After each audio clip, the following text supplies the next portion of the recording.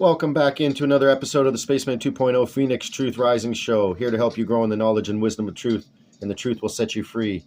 Getting right back into it, and they called his name IMMANUEL. I am SANANDA, the true teachings of Jesus Christ, by SANANDA and Judas Iscarioth, recorded by Dharma, a Phoenix Journal. If you'd like to get a copy of a Phoenix Journal in your hands, please look down below in the description, and you'll see a way of getting a hold of me, and we can find a way to get one to you. Greatest commandment. One among them, a scribe, taunted Emmanuel and asked, "Which one is the greatest of commandments in the law?" He spoke and replied, "Whose law are you speaking about? Are you asking about the law of the emperor, or are you thinking about the law of God, or are you thinking about the law of the creation?" The scribe replied, "I am asking of the laws of all three."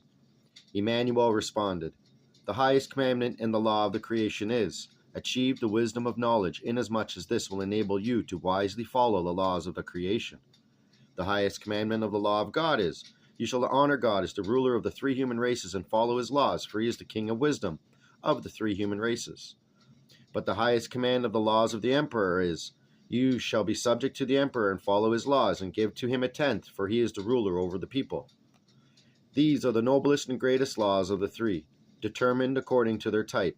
But the other one is this, and equal to the first. You shall consider as omnipotent the creation alone, for it alone is constant and infinite. For God and the emperor are temporal, but the creation is eternal. These two commandments include the entire law of the prophets. The laws of God and the emperor are human laws and meant to rule men in orderly and righteous manner, but the laws of the creation are the laws of life and spirit, and are therefore eternal and constant. Likewise is the spirit of man immortal, for how could the creation itself ever cease to be? If a person is dead in the physical, the spirit lives on and leaves this existence for the one beyond, where it continues to gather the wisdom of knowledge. According to the amount of spiritual wisdom gained, he himself decides his future and his return, as well as his activity later on in his experience. Since I, too, am a prophet and know the future, I tell you that I shall return as a representative of God, so that I can sit in judgment of all those who follow false teachings and belittle the wisdom of spirit. Whose son am I? But when the Pharisees were together, Emmanuel asked them and said, "What do you think? Whose son am I?" They answered, "The son of David." He retorted, "How can I be the son of David? He has been dead for a very long period of time, and I have been begotten by Gabriel, the guardian angel. You do not even remember your own stories.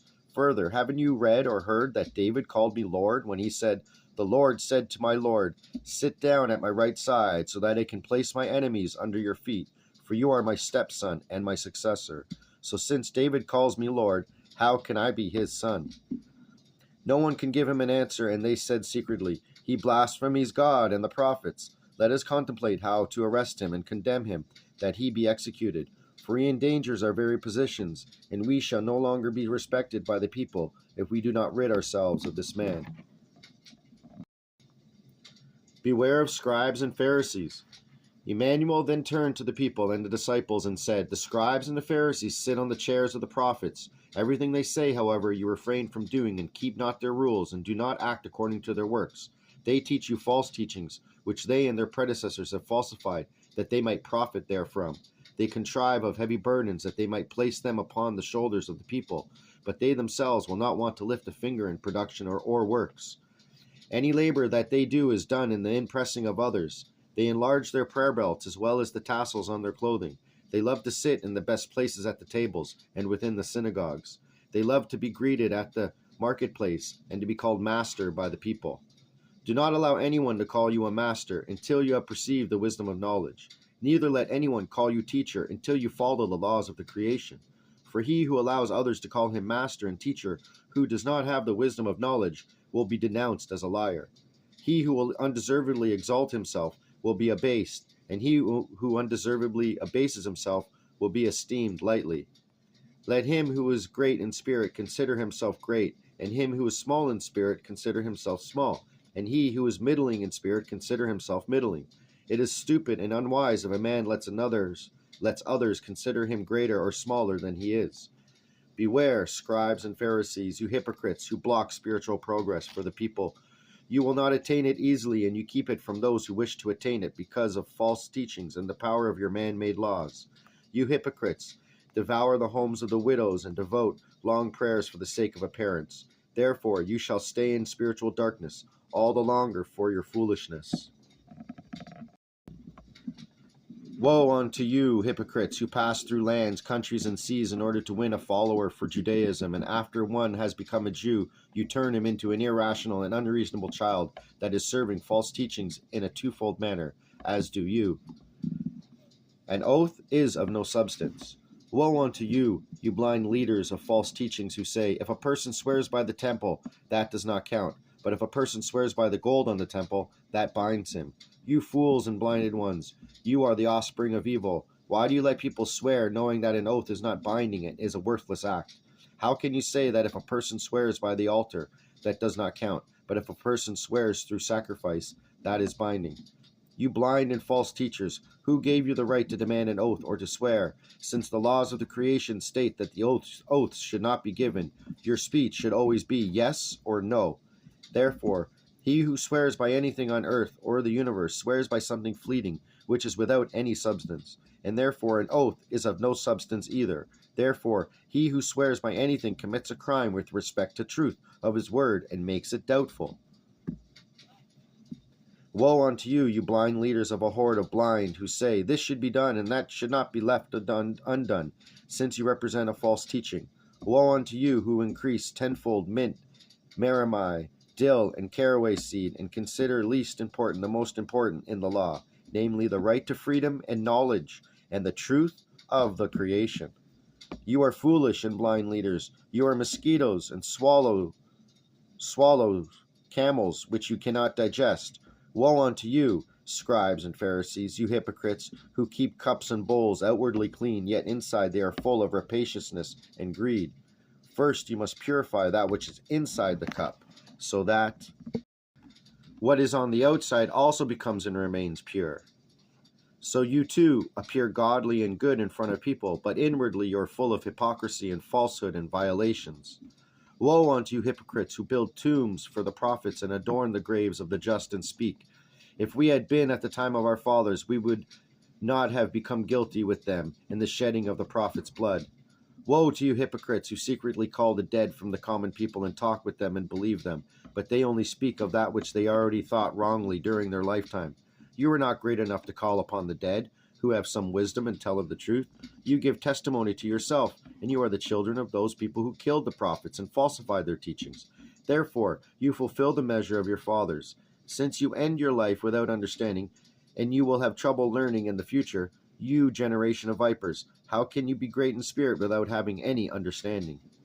All the just blood which was shed through you on earth will come back to you, beginning with the first prophet, whom your fathers and forefathers murdered, to the blood of Zacharias, the son of Barachas, whom you have killed between the temple and the altar.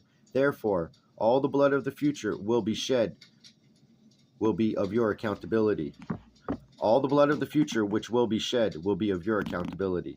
Verily, verily, I say to you, all this shall come upon you and upon your race for a very long time yet to come and pass. Prophecies of the End Days.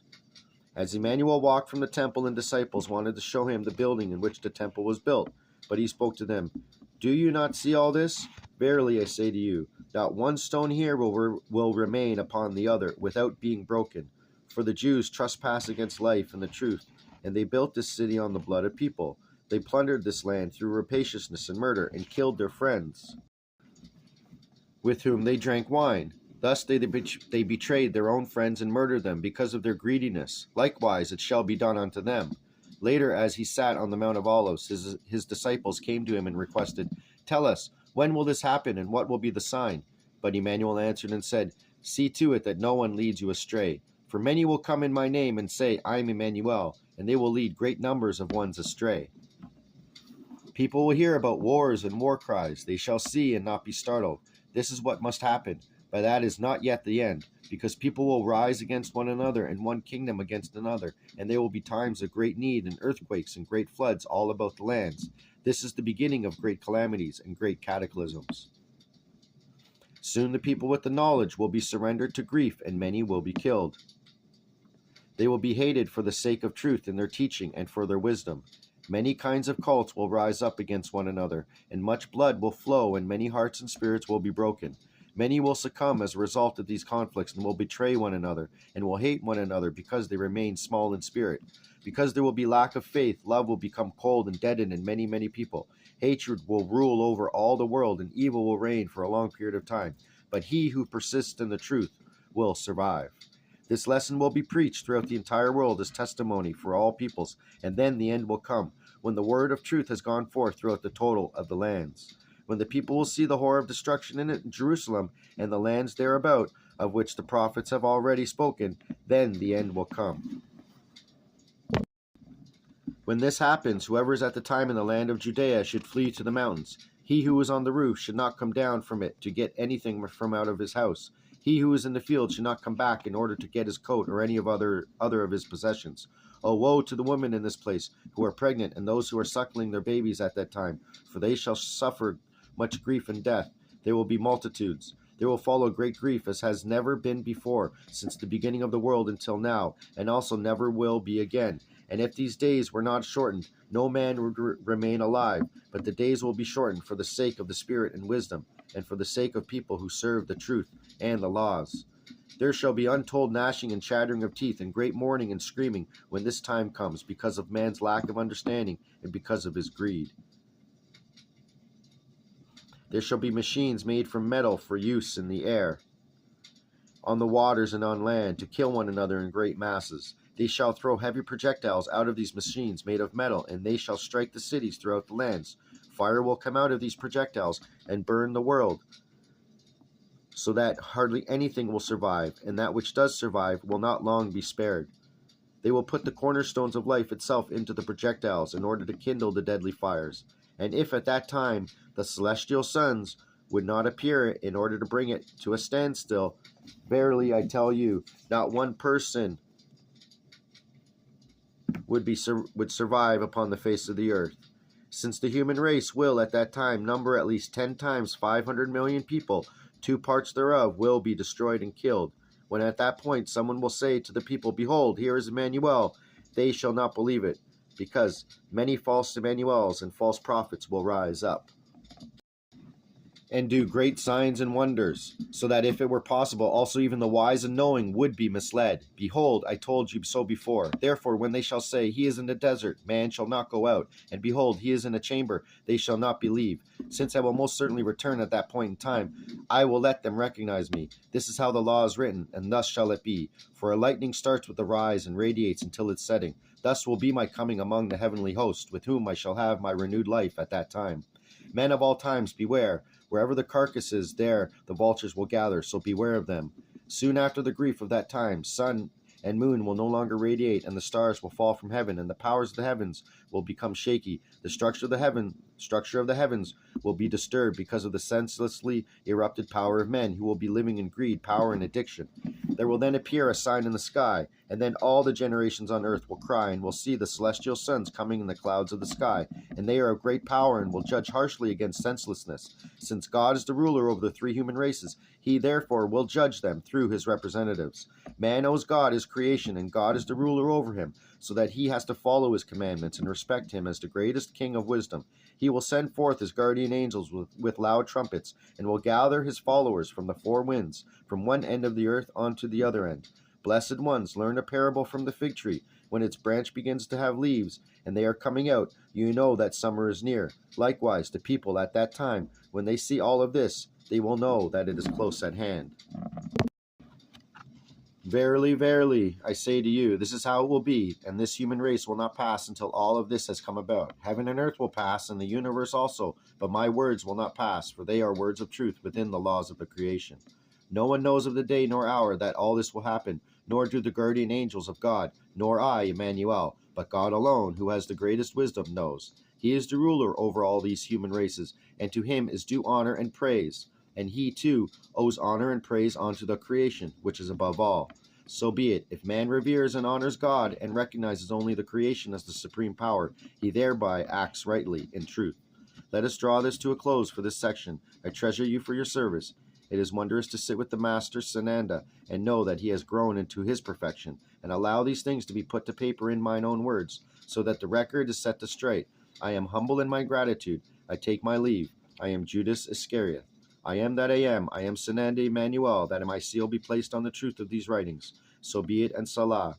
Blessings and peace be unto you ones, for this time of great stress, for I am never from thee, hATONnn.